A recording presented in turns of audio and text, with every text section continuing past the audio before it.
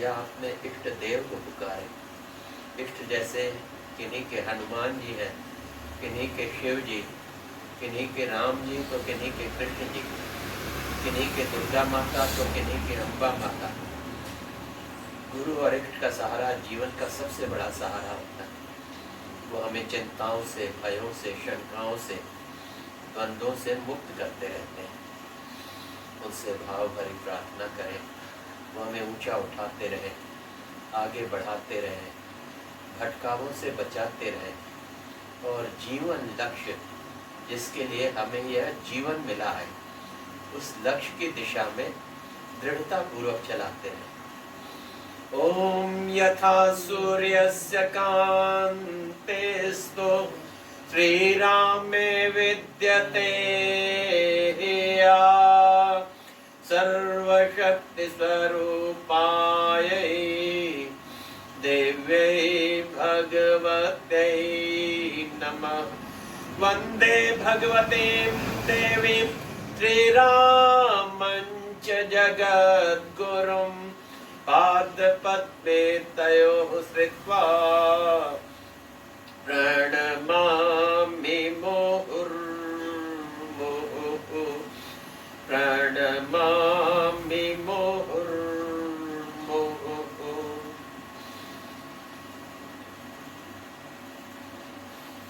परम गुरुदेव परम आदरणीय माता जी की सूक्ष्म छाया में विराजमान हमारे आदरणीय भाई साहब कैप्टन साहब, श्री योगेश शर्मा जी भाई साहब, श्री रवि कुमार जी, प्यारे आत्मीय भाइयों, भगवान ने हमें एक विशेष समय पर भेजा है। ये समय बहुत विशेष है। इस समय धर्म और जो है एक तरह से धर्म युद्ध का समय है। ये एक तरह से धर्म की रक्षा का प्रश्न सामने खड़ा है। सज्जनों की जो है जहाँ सज्जनों पे अत्याचार बढ़ जाते हैं और अधर्म जब चरम सीमा पे बढ़ने लगता है तब भगवान सज्जनों की रक्षा के लिए हर युग में आते हैं। भगवान किस रूप में आए हैं, कैसे अपना कार्य कर रहे हैं, ये हम लोगों को ठीक से पता नहीं चलता है। तो गोस्वामी तुलसीदास ने कहा है, सोई जानहि जेहि देह जनाई, कि जिनको वो परमात्मा दृष्टि देता है वही उनको जान पाते हैं। हनुमान जी को पहली मुलाकात में एहसास हो गया। वो तो सुग्रीव के साथ में उनकी सेवा सहायता के लिए तैयार थे, उनकी सेवा सहायता में लगे थे। वो जांचने आए थे कहीं जो है ये बाली का आदमी तो नहीं, लेकिन भगवान को देखते ही वो समझ गए कि ये मेरे भगवान हैं।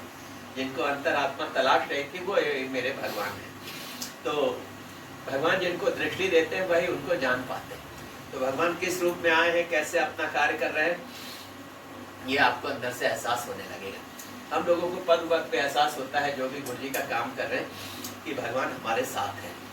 वो पग पग पे हमें संरक्षण दे रहे हैं और पग पग पे उनके अनुदान भी हमें मिल रहे हैं। ऐसे ऐसे चमत्कारिक प्रसंग जो है भाई लोग बताते हैं।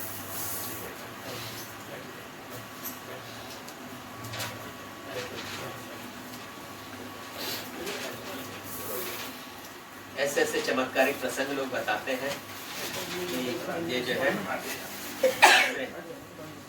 बाद में जो है इतिहास लोग चाव से इतिहास पढ़ेंगे कि भगवान किस रूप में आए और कैसे अपना कार्य चुपचाप करते रहे और जिनको दृष्टि मिली वो उनको जान पाते हैं।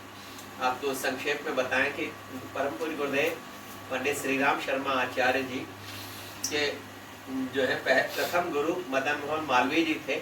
8 साल की छोटी उम्र में यज्ञोपवीत दिया था और 5 माला गायत्री जप का आदेश दिया। तो निष्ठा पूर्वक 5 माला जप करते रहते थे। वसंत पर्व 18 जनवरी 1926 को दादा गुरुदेव ज्योति से प्रकट हुए और उनका सूक्ष्म शरीर दिखाई दे रहा था।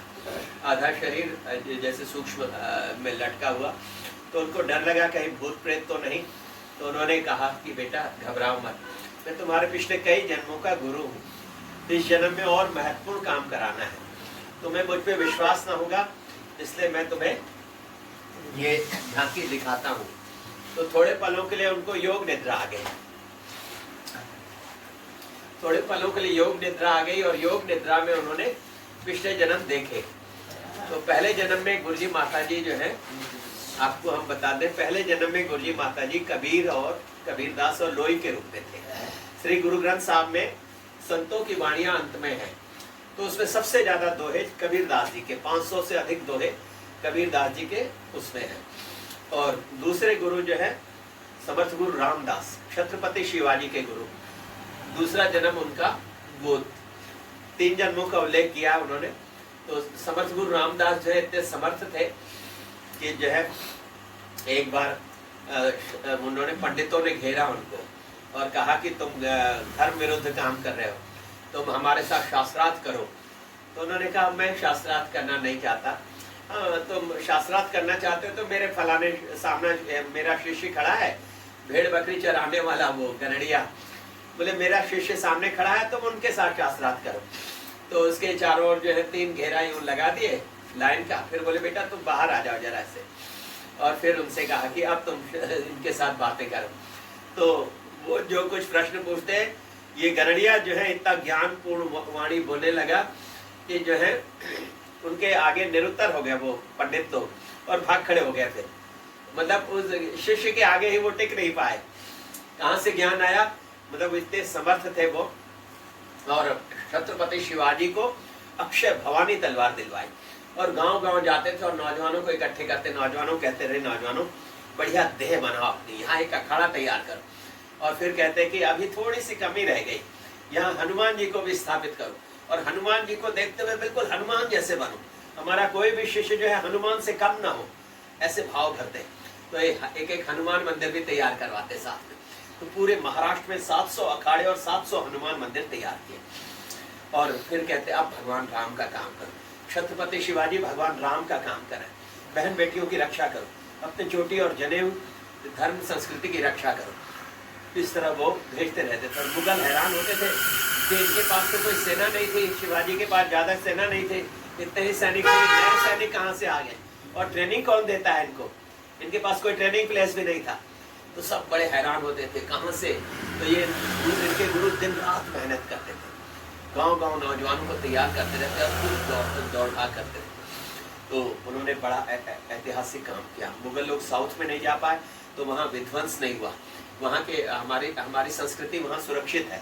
साउथ इंडिया में अभी भी बड़े भव्य मंदिर हैं और बड़ी श्रद्धा से वहाँ लोग पूजा अर्चना सब करते रहते हैं। तो तीसरा जन्म इनका स्वामी विवेकानंद के गुरु रामकृष्ण परमहंस और माँ शारदा मणि का था। स्वामी विवेकानंद को भी जो है हर कोई नहीं जान पाया, पर उस समय शिकागो धर्म सम्मेलन में पूरे विश्व भर के धुरंधर विद्वान, प्रकांड विद्वान और संत महंत स्तर के लोग आए थे सब, और सब उनके ज्ञान के आगे अपने आप को नन्हा दीपक अनुभव करने लगे, और उनको साक्षात ज्ञान का सूर्य।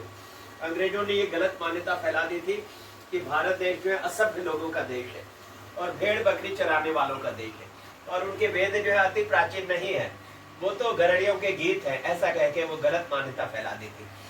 तो स्वामी विवेकानंद के ज्ञान से सबको मालूम हुआ कि भारत देश आदिकाल से ज्ञान भूमि रहा, जगत गुरु रहा, यहीं से ज्ञान विज्ञान पूरे संसार में फैला है। तो उनको इस सच्चाई का एहसास हुआ, और उन्होंने दमदारी से विरोध भी किया कि तुम लोग जो ये कर रहे, प्रलोभन देके, धन संपदा देकर लोगों का जो धर्मांतरण कर रहे हो, ये बहुत गलत कर रहे हो करके उन्होंने विरोध किया सब। यूके में जाकर भी, अमेरिका जाकर, यूके में जाकर उन्होंने इस बात का, धर्मांतरण का जबरदस्त विरोध किया था उन्होंने। तो वो किसी से घबराने वाले नहीं थे, उनके पीछे उनके गुरु की शक्ति थी। किसी ने, फिर लोगों ने, उनका प्रवचन सबसे अंत में रखा जाता था, कई दिन तक उनका प्रवचन चला, तो अंत में उनका प्रवचन रखा जाता था ताकि पब्लिक जो है बैठी रहे उनका प्रवचन सुनने के लिए। तो फिर लोगों ने पूछा कि आप अपने गुरु के विषय में तो बताइए। तो कहते हैं कि मैं अपने गुरु के विषय में बताते हुए बहुत डरता हूँ, मुझे लगता है कि मैं अपनी छोटी वाणी से उनको छोटा न बना दूं। मेरे गुरु इतने महान हैं कि मिट्टी के एक लोथे से हजारों विवेकानंद तैयार कर सकते, मेरे जैसे हजारों विवेकानंद तैयार कर सकते, और अपने खून की एक एक बूंद से वो हजारों विवेकानंद तैयार कर सकते। मेरे गुरु इतने महान हैं, ऐसा कह के उन्होंने गुरु का परिचय दिया।